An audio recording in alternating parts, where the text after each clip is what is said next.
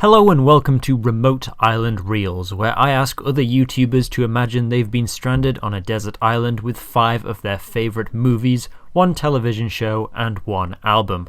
This episode features Duncan Clarke, who makes videos on philosophy, psychology, and dry humour. So one of your recent videos is called Why We Shouldn't Let People Enjoy Things. Yes, I changed the title for that recently. But it was originally The Case for Re-Evaluating Classic Art. Yes. So when did you first get into classic art, classic movies or classic art more than just, your mainstream popcorn bait stuff? Well, when I was in high school, I became very interested in internet discussions of art, of different albums and films and that kind of thing. And as many young people do, I found my way into amalgamated lists of the very best things, things like the IMDb Top 250 or the Rate Your Music top albums of all time. And, watching YouTubers like Anthony Fantano discussing classic albums and that sort of thing. And from there, I kind of developed my elitism a little bit, so to speak. Excellent, yeah. Attempted to understand and interpret some of the more higher brow pieces of art out there and feel all superior to normal people that way. So I asked you to make your list of 5 of your favorite films, and I knew that you'd come back with some bangers. Thank you. So should we start with your least favorite of the 5 and work our way up? Least favorite of the 5. That's an interesting place to start. I mean, I love all of them. This is like picking between my Yeah, children. exactly, yeah. Let's start with Waking Life. That was your least favorite. That I would say is my least favorite just because of its weirdness and the difficulty of recommending it to other people. And it's less of a movie. It's more. I mean, I've written down it's more like a docudrama about philosophy. Yeah, I think that's a pretty good way of putting it. It's very meandering. There's not really much in the way of plot. Going through it, it was kind of like a whistle-stop tour of philosophy. Like all the major bases were covered. You got free will, existentialism, that kind of stuff. Yeah, for sure. And even, outside of philosophy too, there's discussions of, there's that one clip with the guy talking about how the government is controlling everything and That's Alex Jones. Or yeah, Alex Jones is in it too. Yeah, Alex Jones on the PA. That's so strange. Yeah, I was so bizarre when that happened. I thought when I read that he was in when I read that it was Alex Jones on the letterbox credits, I thought it was just somebody with the same name, and then he shows up in the actual movie. I thought that was really strange. Yeah, it's like a jump scare almost. It's terrifying. But I read a bit about that as well because I was curious, like, why would Richard Linklater put Alex Jones in his movie? And it turns out that this was like, fairly early in Alex Jones' career. He wasn't the kind of cultural icon he was now.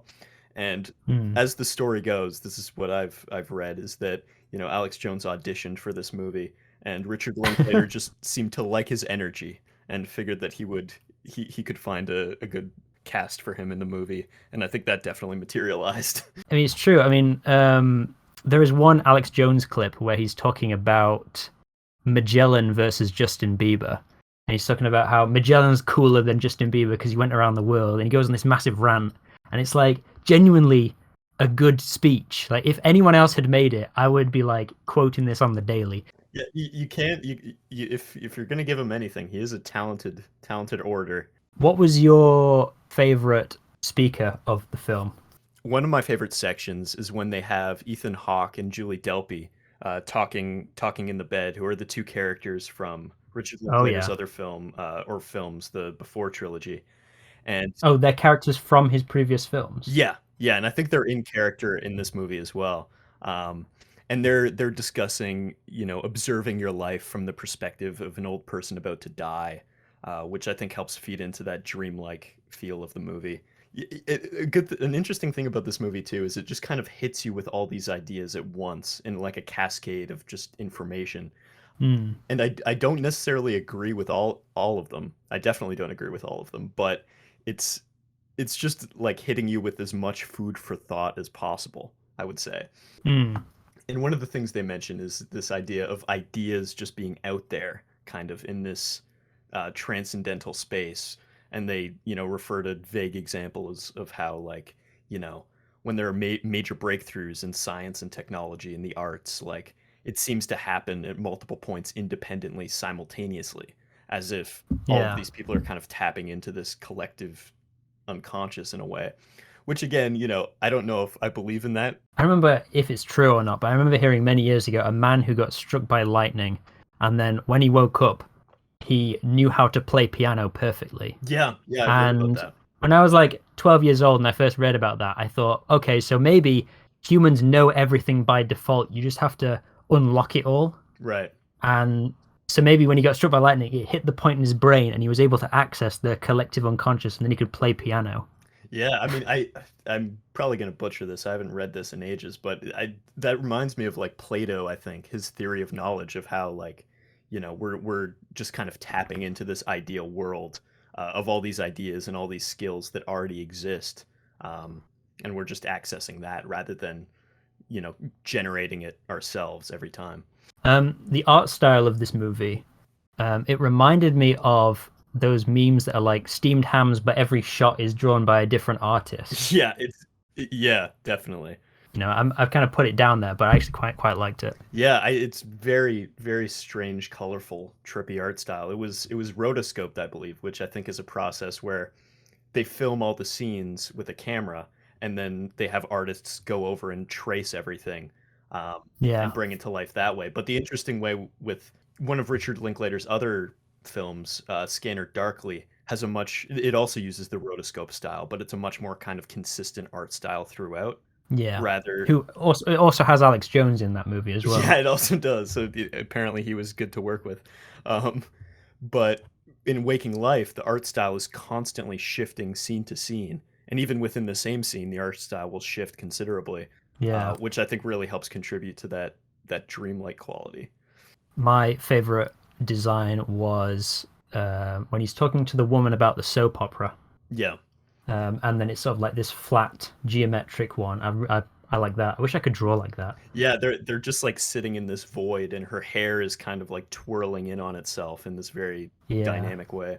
So, what was your fourth place of your top five? We can go to the polar opposite of what I think Waking Life is, where Waking Life is all dialogue, and we'll move to Samsara, which is zero dialogue.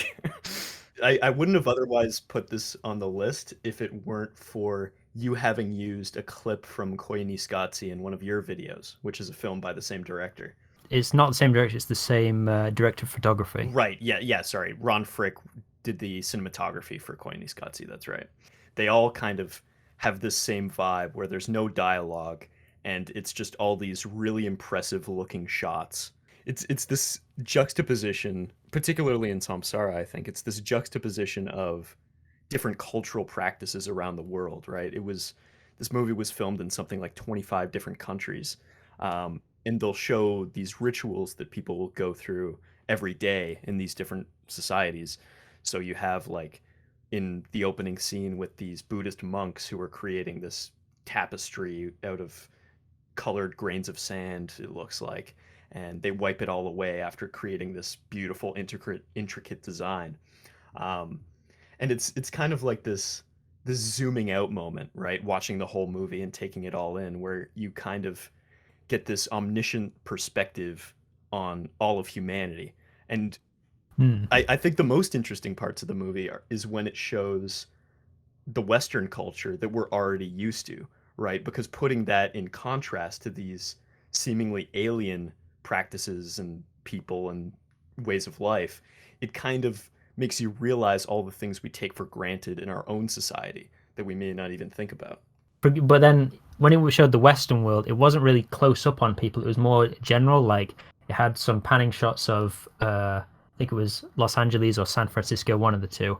Hmm. Or it had the South after a hurricane, so all the school was abandoned, the house was abandoned, there was an overturned car, that kind of Yeah. stuff. When it was in the West, it was more like an alien view of the West as well, because it wasn't really the streets.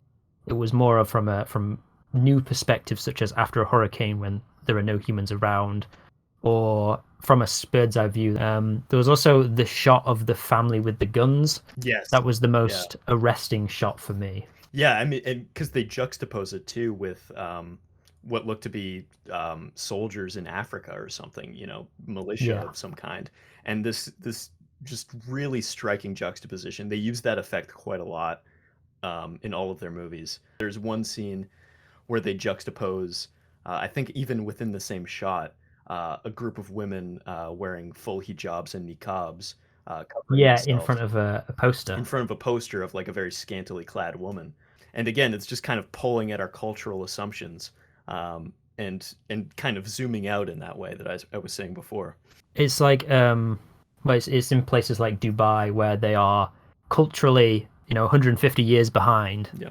but they're living in the modern day, and they're even living in the future. If you've ever seen pictures of Dubai, it's like the 2050s over there. Oh yeah, absolutely. Another thing about the movie is it's kind of like it's not really a movie, it's more like a guided meditation. Yes, I've seen that description thrown around about this movie too. Is and I think specifically based on interviews with Ron Frick that I've seen, a lot of what this movie's trying to do is instill this sense of oneness and interconnection between you and all the people and cultures and creatures around the world, kind of instilling this nonverbal understanding in you, which kind of makes these films a bit difficult to talk about, but Hmm. I find it really fascinating.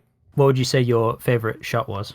Just in terms of the pure spectacle of it, I believe there's one scene where it's showing Mecca, and all this enormous crowd of people Yeah, praying and circling around it, and it's this time lapse, and it's just so breathtaking and gorgeous, and just like you get a sense of the sheer magnitude of it, and there's so many shots like that communicate that sense of majesty. Like there's a shot too of these dancers who I'm not sure the word for it, but I'm sure there is a word for it. The dance where all these women stand in a line and they hold their yeah, I know arms the one you're out talking in a about. Yeah, circular way, and that is breathtaking as well. Yeah, it's hard to pick just one because so much of the movie is just magnificent.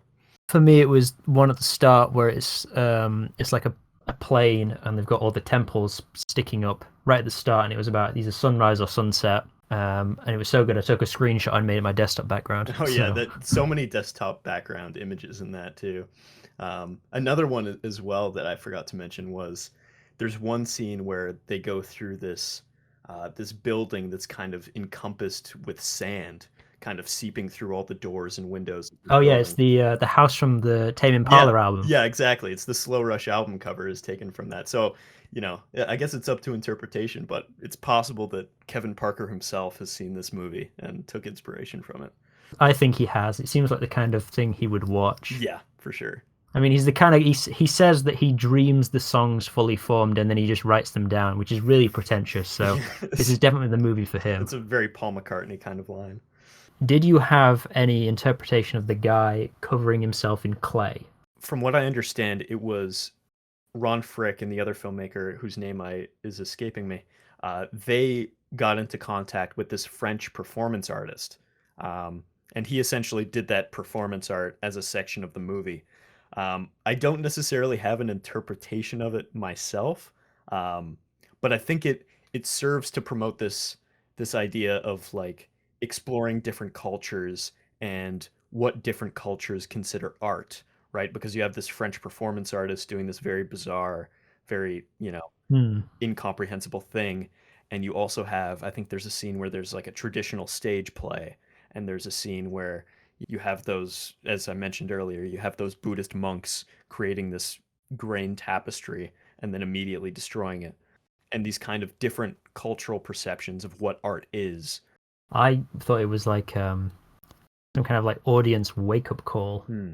Like, oh, we're halfway through the movie, you might be getting bored, so here's something crazy to get you Yeah. back interested again. Third place, the bronze medal. Bronze medal, I will go Walk Hard, which is probably the lowest brow film on my list. I agree. It was the one I liked the least. Mm, Not to say it was bad. right. It's just, Relative to the others. Yeah. and it's a parody of musicians who said that they had a hard life, but actually everything just goes their way. Yeah. Yeah. And it's kind of just a parody of the whole genre of music biopics, where it's kind of the origin story of your favorite musician or whatever. Um, and he goes through all these arcs where he starts and he's kind of Johnny Cash and he comes from a southern town and he learns the blues and all this stuff. And then he becomes Elvis, and he goes through an Elvis phase. And then he gets into drugs and he goes through, the Doors phase, like a Jim Morrison kind of vibe. And then later he goes to India with the Beatles and takes LSD and kind of becomes a Brian Wilson type from the Beach Boys. Um, and he has a very funny Bob Dylan phase too, where he's kind of writing these protest songs that are completely gibberish and meaningless as well. Yeah, and for midget rights. Yeah, for midget rights. Yeah, there are some there the social commentary in the movie too, I will say, is a little bit all over the place. It's the movie came out in the early to mid 2000s, I would say, so there are some questionable components. You have Dewey Cox, the main character, doing a parody of, Elvis kind of co-opting and culturally appropriating black art. Where he works in a club he works in a black only club as like a busboy, Yeah. which is a good reversal of roles. Yeah. Yeah, but then he goes and he wins over the hearts of the black patrons at that club, which in a very Yeah. kind of white savior way, poking fun at that trope. Um, Mm. but then at the same time, you also have this recurring joke of Jewish people being portrayed as controlling show business, which is it's a bit questionable. Is the writer actually Jewish though? It Because it it would be kind of acceptable if it It was. very well could be, and I believe most of the actors that were playing the Jewish characters were Jewish themselves. Yeah. There, you can make defenses about it, but it's not my favorite part of the movie, I wouldn't say. This is only sort of semi-related, but have you ever seen Fivey, the Jewish children's Oh, cartoon where the main I have character is a seen $5 that. bill, Yeah. and he makes jokes about how he controls politicians, and it's just so bizarre. I believe it's also produced and created by Jewish people as well, so there's a kind of self-awareness component to it. Yeah. What was your favorite song from Walk Hard? Favorite song from Walk Hard? I think one of my favorites might be when uh he meets the character who becomes his second wife while he also Yeah, the has his Christian first girl. wife, Yeah. the woman from The Office. I forget the actress's name. And they do a song together where they're kind of playing on that sexual tension between them. Oh yeah, And yeah, he's yeah. like, I just want to beat off all my demons. And Yeah. they're constantly subverting this, and making jokes about that, which I think is very funny. Another thing I quite like a lot is some of the recurring jokes they have. One of them being when he goes through all the phases of getting introduced to different drugs, where he Oh barges yeah. into a room and one of his bandmates says, and he's like, "Oh, what are y'all doing in here?" And his bandmate is like, "Oh, Dewey, we're smoking reefer. You don't want no part of this shit." And then eventually, every time he convinces him that he does in fact want a part of that shit. And Except yeah, in the last one where he decides, actually no, I'm bigger than Viagra. yeah, he's like, you know what? I don't actually need this. But yeah, and just Yeah. so many recurring bits in that too. Like I think there's one bit that's playing off of the Johnny Cash biopic, where in that film Joaquin Phoenix rips a sink out of the wall in Oh, and frustration. he does that several times He over. does Yeah. that multiple times, and there's one scene where at the end where it just culminates, and he's in a public bathroom with just a big row of sinks, and he's just ripping every Yeah. single one out of the wall. Yeah. And there was some parodies in there of the Bob Dylan documentary, Yes, yeah. which I saw about 2 years ago, and I don't remember much about, but that kind of stuff where he goes on stage and he sings a song about absolutely nonsense. Yeah. Yeah, the rat with the overbite who's, within inches of his toaster oven life. And then of course one of the characters butts in and says, "No, you don't understand. This is actually very deep."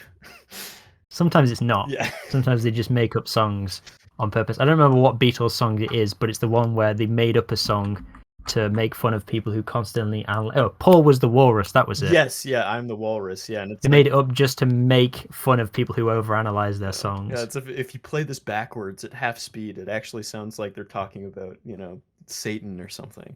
Look at all these people browsing in a mall. So, second place, the silver medal. What would you Silver say? medal, I will go Inherent Vice.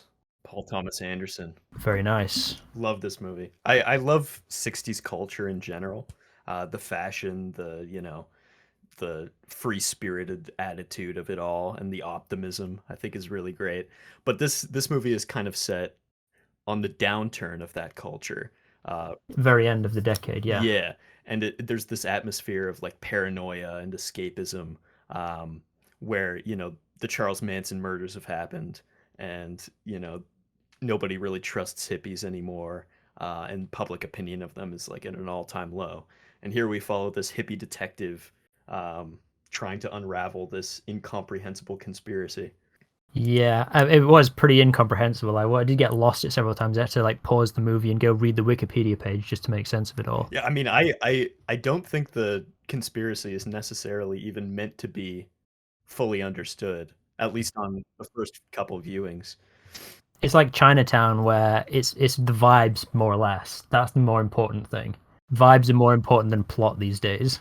I watched an interview with Paul Thomas Anderson about the movie, and he had this take where he thinks that, a lot of the time when we're watching movies, what we take away from them isn't necessarily even the plot. It's the visuals and the characters' Mm. relationships, and the development of the characters.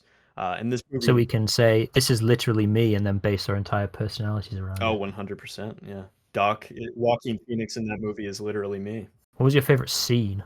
I think one of my favorite scenes might be where Doc enters the Golden Fang headquarters, which is like this big, Yes. um, hub of the conspiracy, and he meets this crazy coked out dentist who's giving him cocaine, and his friend had gone to park the car, and he comes running in holding the steering wheel, and he says, I don't know how to drive. And it's this enormous chaotic scene where they all end up going into this car to drive with the cocaine, and they get pulled over by the cops. And the cops are telling them like, any gathering of 3 or more civilians can now be considered a cult ever since the Charlie Manson stuff, so we're gonna have to check you out.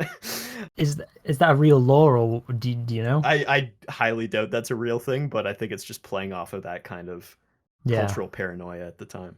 And I think that's an interesting thing with this movie too, is um it's very, very comedic compared to a lot of other Paul Thomas Anderson movies. Like there's Yeah, even though it's a hard-boiled detective story. Yeah, yeah, for sure. And there's even like slapstick in the movie. Like there's there's one scene where Doc is going into a police station, and he walks past a group of cops, and one of them just like body checks him onto the ground. And then Yeah. he gets up, and then as he's walking past cops later, he like gives them a wide berth to avoid. Yeah, I remember seeing that, and I thought that was quite funny. Or the bit where they are consulting a Ouija board, and they find and it gives them a number to where to buy weed from, Yeah. and they're sort of throwing themselves over the room to try and get to a telephone because they're that desperate for a joint. Yeah. And another moment too where Bigfoot, Josh Brolin, calls Doc and is talking about his former lover Shasta Fay, and he goes through this like long monotone description where he's like, "Yeah, we went into her house, and we opened the door, and yeah, Doc, she's gone." She's gone, Doc, and so he thinks that she's dead, and they found her dead, and he's like, "Yeah, yeah, she wasn't there. She's gone." And he's just been fucking with them the entire time, and just funny moments like that that completely it just turns it into a comedy film, which is why I think it's so rewatchable. Yeah, relieves some of the tension. I do need to rewatch it though because, like I said, did not get it. Need to rewatch it. Yeah, I mean, at the same time though, I don't think the point is even to get it. Yeah, it's just to enjoy the ride, I guess, which is what a lot of people in the movie are just doing. They're just enjoying the ride. Yeah, exactly. I mean, I don't think Doc even really understands much of the scope of what he's trying to uncover with this conspiracy. Like he's just kind of wading through it in the same way the audience is, and just kind of going along with things. Paul Thomas Anderson got the script for this movie created. Um, he actually approached the author of the book it's based on, Thomas Pynchon, who ended up approving the script himself, which is pretty wild considering that Thomas Pynchon has been a recluse for basically his entire career, and he doesn't really do any public appearances or interact with the public world at all.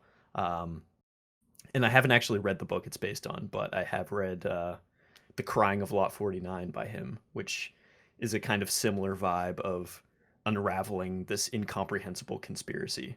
there are very few cases of authors of the book actually liking the movie that their book was based on. But the only other case of that I can know of, writer of the Fight Club book said that Fight Club was better than his book. Oh, that's a interesting take. I haven't read the book That's a though. really rare one as well. Yeah, yeah, because I know Stephen King hates the Shining film, which is He pretty hates all wild. adaptations of his books, I think. Yeah, Cool. Lucky last, you've picked as your favorite movie of all time is Synecdoche, New York. Synecdoche, New York. I'm glad you said that because I have no idea how to pronounce it. So, what do you like about it? I like how it. I mean, this is a very depressing film. Um, Yeah, obviously, yeah. Extremely depressing. Its main theme is death, Yes. which and the kind of forward momentum of time that's kind of sending us on a crash course towards death. And but there's this kind of uplifting component to it that it ties all of humanity together, where we all have this fate, we all have death and our own mortality to contend with. And I think it's the way it kind of supports these themes is really fascinating. Um, in the opening scene, um, you have all these references to time. I'm pulling a lot of these interpretations, by the way, directly from the video series by the YouTuber Your Movie Sucks, who has done a Right, thorough yeah. analysis of this film. So I'm kind Mm. of just plagiarizing him straight up here. Um, but in the opening scene, you have all these references to time, where he wakes up and on the radio it says, "Oh, it's July 28th or something," and then he gets out of bed and on the TV it says it's, August 4th, and then he checks the Yeah. paper and it's a later date, and but where it's presented as the same scene of him going through his daily routine, but it's it conveys that sense of time slipping through your fingers, right? Yeah. And at the same time, the opening scene is you can feel the stress in in his life Hmm. because he's got an annoying child and an annoying wife, and it's just loud, and there are just noises, and The first moment that his wife appears on screen, she's coughing, and at the end of the movie she later dies of lung cancer, right? hmm, And the end is built into the beginning, this theme hmm, that's carried throughout the film. And and his mother, who has this very she kind of embodies this carefree attitude where she's not really worried about anything.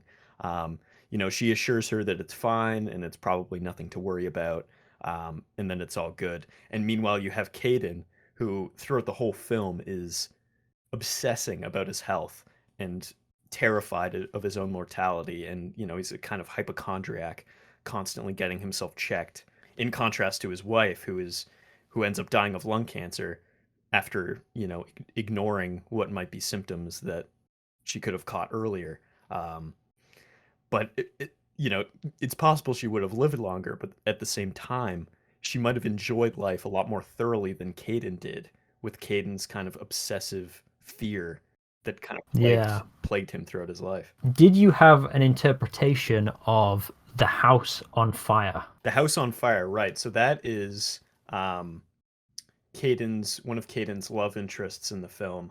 She goes to buy a house, and this is one of the most like overtly surreal components of the movie, where Hmm. she goes to buy this house from the realtor, and the house is on fire. And she's walking through the house and she's touring it as it's burning, in front of her eyes. And her and the realtor are completely, seemingly oblivious to this, at the time. And she does even make reference to it. She says, "Oh, I am a bit worried about the fire," um, but she kind of proceeds and ends up buying the house. And I think that once again helps reinforce that theme that the end is built into the beginning, where Hmm. you know if you buy a car, you may end up dying in a car crash in that very car. If you buy a house, that might be the house you die in.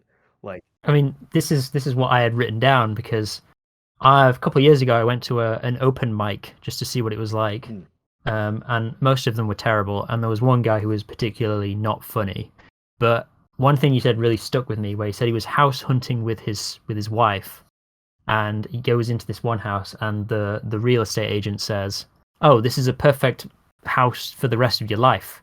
and it really like shook him. Yeah. And he was thinking, like he was as he was walking through the dining room, he was like, "Is this the dining room I'm gonna choke to death on?" And then he goes into the living room and he's like, "Is this the chair that I'm gonna have my heart attack that kills me?" And it really like messed him up, and it was the only funny joke he told. Yeah. When I saw that scene, I was like, "This is just like that unfunny guy at the open mic buying the house he's gonna die in, Yeah. Yeah, just like the exactly. woman in the film." There's this fixation with death,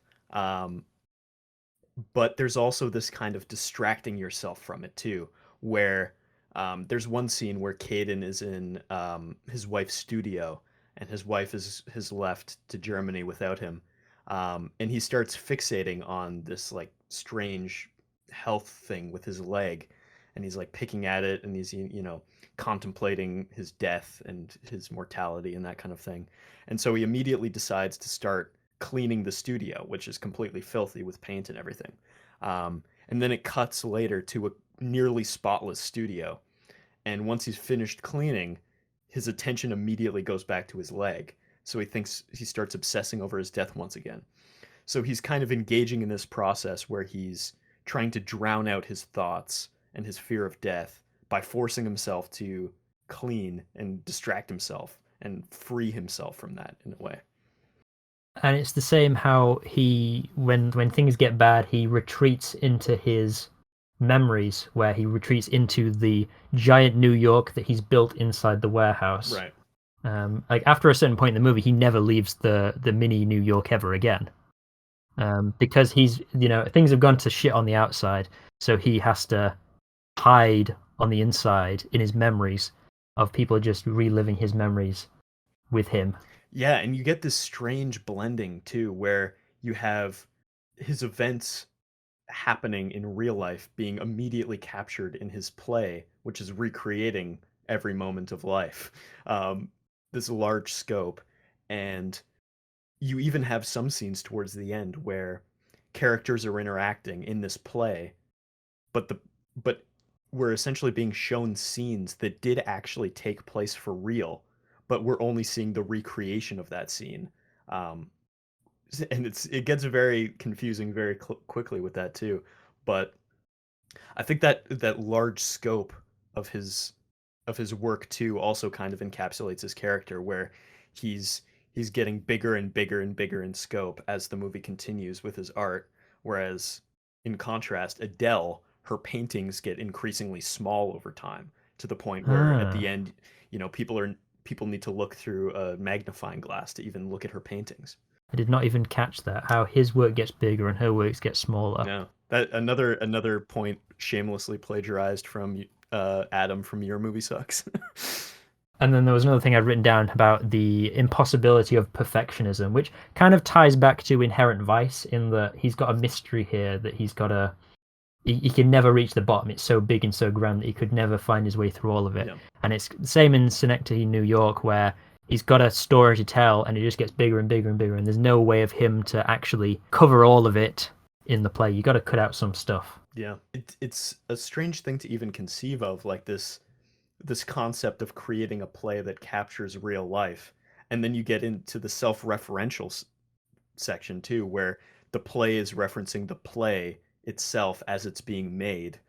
So And by the end of it, he's got like 5 plays on at the same time. exactly, yeah. Judging by the map that he's got of the where he peels off each bit of the map, and underneath it's a map to the next smallest part of New York. Yeah, yeah, that I find that shot really striking, and it's he has actors playing the characters in his actual life, and then he has actors playing those actors because he's developed relationships with the actors, and that it kind of continues in this recursive way, um, and it even goes uh, further up than that because the movie we're watching is actors playing characters too.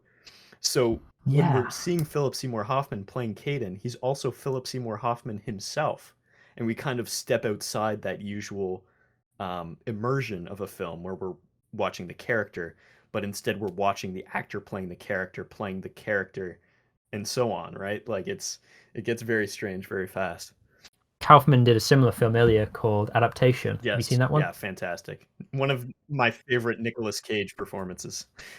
Yeah, he's writing about the movie that he's writing right now. Yes. Yeah. Um, that's just and it's whole like mind fuck. Yeah, he's got to be one of my favorite directors for sure. Having written Eternal Sunshine, and he also That's if I was on this show interviewing myself, Eternal Sunshine of the Spotless Mind would be in my top five. that is a very good pick. I agree with that pick. So on the real Desert Island discs, they ask for a luxury item and a book. And I'm going to do something different. I'm going to ask for if you were on this desert island and you get to bring an album and a TV show, the box set. What would you pick for your items? TV show, I would definitely go Mad Men.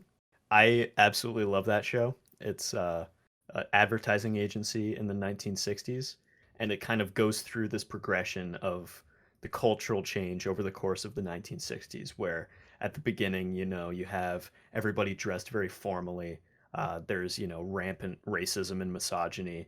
Women are kind of confined to being secretaries, and just using the phones and that sort of thing. But as the show progresses, the fashion changes, the music changes, um, the attitudes change, and one of the main characters, Peggy, she starts off the show as a secretary, but by the end, she's a creative director at this larger advertising agency, and she kind of acts as this microcosm for the cultural change throughout the '60s. And yeah, so I absolutely love that show.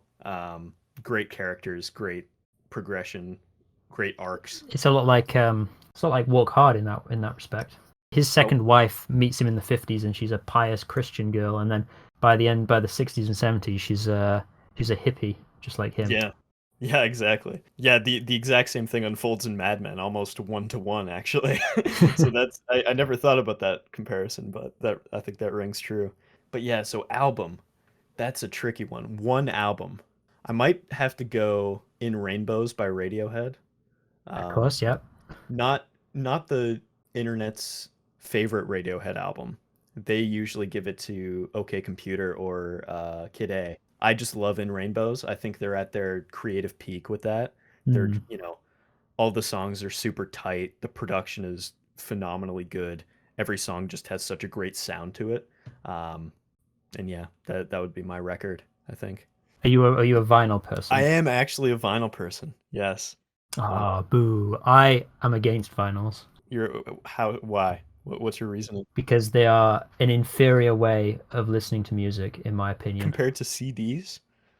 Yes. But CDs are lossy by nature. You're losing Yeah, sounds. but if a speck of dust gets on a record, it becomes all crackly and stuff. But But then again, you could say too the crackliness has been incorporated intentionally into music in certain cases. Like I'm thinking of uh, um, some down tempo music from the '90s, trip hop, as well as like the Caretaker with the Dementia album. yeah, Um, yeah, and I think it conveys this sense of like the deterioration of things over time, where you know if I own, some album by Bill Evans or something, and I got it used and it's really crackly, that crackliness diminishes the sound, sure, in a way, but it also kind of enhances the experience because they're the crackles are kind of artifacts of the age